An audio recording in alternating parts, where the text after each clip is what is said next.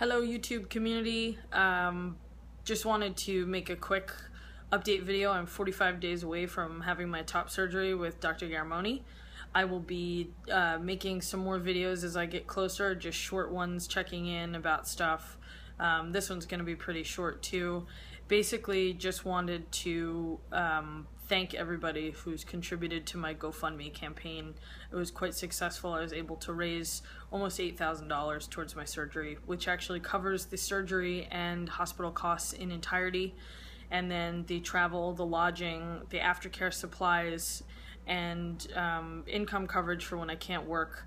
That's been something that I've been saving for and working for along with my partner. She and I have been just socking money away to make sure that we are taken care of when I can't work. So just a really, really big heartfelt thank you to everybody that's contributed. I could not be doing this without you. It probably would have taken an additional 2 years for me to save up the money without your help. So even if you never see this video, I've thanked every one of you personally, but this is just kind of thanking you in a universal sense, and hopefully giving some hope to people who think that fundraising doesn't pay off. If you are truly authentic and honest about what you're going through, and you put it out there and you talk about it and you share your journey with people, I am a true believer that what you put into the universe you will get back. It's just a matter of time. It might not happen immediately when you think it will, but just keep talking about it. Just keep sharing your journey with people. Obviously, people that are safe, that you think would be receptive to the information.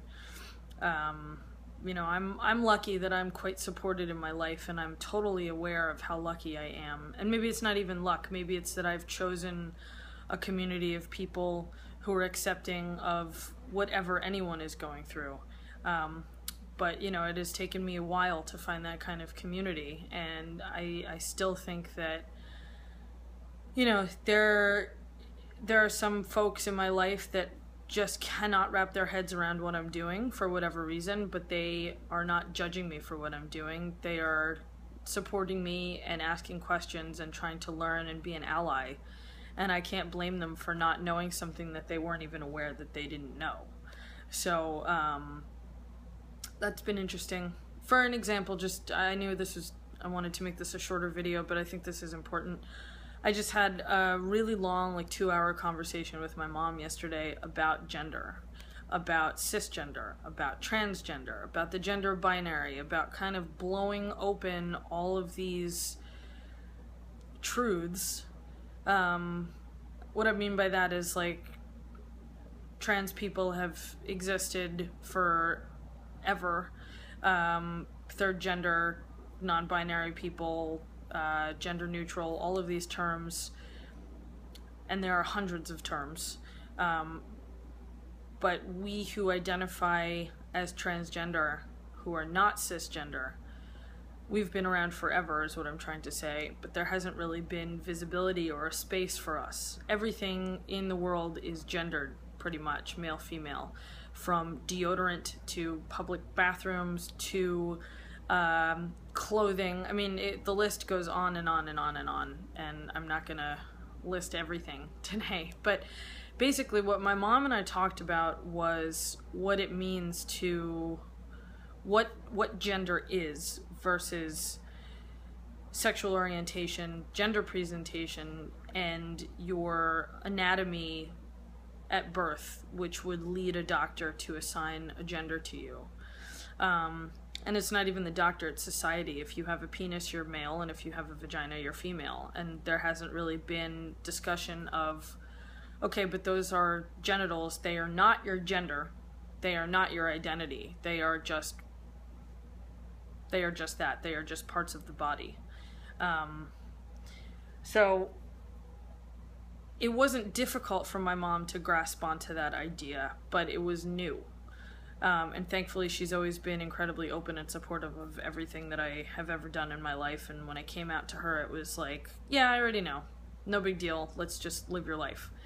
So I don't know what I would do if I didn't have that kind of support from my mom. And we talked a little bit about gender neutral pronouns, and I said that I was kind of experimenting with them, and she was like, all right, if you want to experiment with them, let's experiment with them. So that's going to be weird for me, because my initial intention was to not really use gender neutral pronouns unless it was somebody that I was meeting like from today forward, because I kind of felt that my whole history of life leading up until now, I've used female pronouns, so they feel normal. The only thing that doesn't feel normal about it is a female greeting, like ma'am or miss or ladies, girls, you know, any of that kind of stuff, whether it's slang or just a greeting. It's never felt comfortable. Neither have male pronouns. Male pronouns have never felt comfortable, although I will say that when I get sir'd, it's a little bit more comfortable than when I get ma'amed. And I think it's just because when I think of ma'am, I think of a 75-year-old grandmother. And I am neither a grandmother nor am I 75. But it just carries with it a very mature female feeling. And since I don't feel female, that doesn't work. And since I mean, I don't know, I'm rambling again. I have a tendency to ramble and get very serious in these things. There's just so much to think about. So I've been thinking about neutral pronouns. I would probably use they, them, because it's easy, and they don't bother me. And I was thinking about changing my name to something more neutral as well, which is the next conversation with my mom. There's just lots to think about. It's not just surgery. Surgery, I think, is kind of, it's definitely a big piece, but I don't think it's the biggest piece. I think it's the most affirming piece, because what I'm trying to do with my body is make my body as neutral as my brain feels in terms of gender. So, and from what I've gathered, that's a pretty common feeling in the community of those that have gotten top surgery or interested in top surgery that are not transitioning fully to their target gender. You know, the most widely known group, I guess, would be female to male transition. But I'm talking more specifically for myself. And I am borrowing this from somebody, but the idea of transitioning from female to neutral. So I like to joke and say that I'm an F to N, but that, you know, is a joke meant in good spirits. Anyway, I will wrap this up. I think there's so much to talk about in terms of gender, sexual identity, gender presentation. You know, I'm figuring out where I feel comfortable in all of those places. And I'm trying to take the best care I possibly can of myself in the next 45 days to make sure that I am fully prepared for surgery in every way. And I look forward to posting more videos as I get closer. Definitely gonna do a video when I'm in Florida. And yeah, so if you've watched this far, thanks. If you've watched my other videos, thank you. I will check in around 30 days. Bye.